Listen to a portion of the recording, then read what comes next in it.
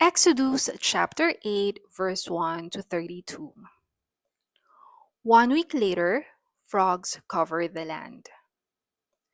Then the Lord said to Moses, "Go in again to Pharaoh and tell him, 'Jehovah says, let my people go and worship me. If you refuse, I will send vast hordes of frogs across your land from one border to the other. The Nile River will swarm with them, and they will come out into your houses, even into your bedrooms, and right into your beds.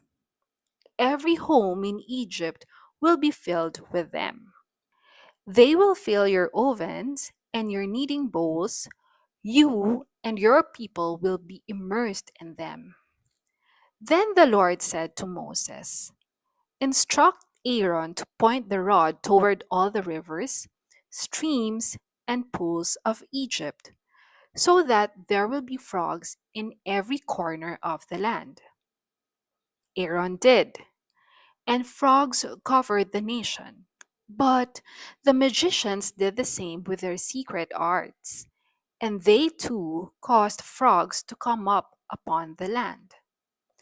Then Pharaoh summoned Moses and Aaron and begged, "Plead with God to take the frogs away, and I will let the people go and sacrifice to him. Be so kind as to tell me when you want them to go," Moses said, "and I will pray that the frogs will die at the time you specify everywhere except in the river." "Do it tomorrow," Pharaoh said. "All right," Moses replied. "It shall be as you have said. Then you will know that there is no one like the Lord our God. All the frogs will be destroyed except those in the river." So Moses and Aaron went out from the presence of Pharaoh, and Moses pleaded with the Lord concerning the frogs he had sent. And the Lord did as Moses promised.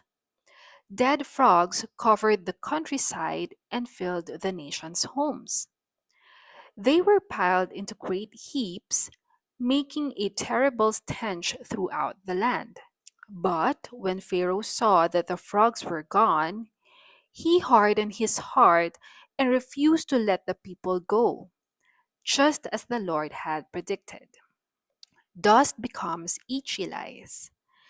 Then the Lord said to Moses, "Tell Aaron to strike the dust with his rod, and it will become lice throughout all the land of Egypt."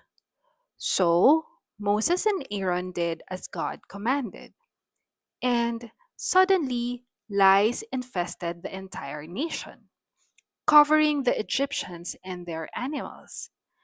Then the magicians tried to do the same thing with their secret arts, but this time they failed. "This is the finger of God," they exclaimed to Pharaoh. But Pharaoh's heart was hard and stubborn, and he wouldn't listen to them, just as the Lord had predicted.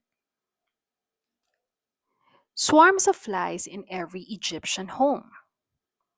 Next, the Lord told Moses, "Get up early in the morning and meet Pharaoh as he comes out to the river to bathe, and say to him, 'Jehovah says, let my people go and worship me. If you refuse, I will send swarms of flies throughout Egypt. Your homes will be filled with them, and the ground will be covered with them. But it will be very different in the land of Goshen, where the Israelites live. No flies will be there.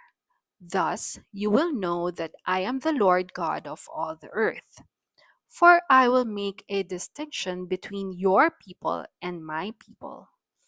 All this will happen tomorrow." And Jehovah did as he had said, so that there were terrible swarms of flies in Pharaoh's palace and in every home in Egypt. Pharaoh starts to change his mind. Pharaoh hastily summoned Moses and Aaron and said, "All right, go ahead and sacrifice to your God, but do it here in the land. Don't go out into the wilderness." But Moses replied, "That won't do. Our sacrifices to God are hated by the Egyptians, and if we do this right here before their eyes, they will kill us. We must take a 3-day trip into the wilderness and sacrifice there to Jehovah our God, as he commanded us." "All right, go ahead," Pharaoh replied, "but don't go too far away. Now, hurry and plead with God for me." "Yes," Moses said, "I will ask him to cause the swarms of flies to disappear. But I am warning you that you must never again lie to us by promising to let the people go and then changing your mind." So Moses went out from Pharaoh and asked the Lord to get rid of the flies.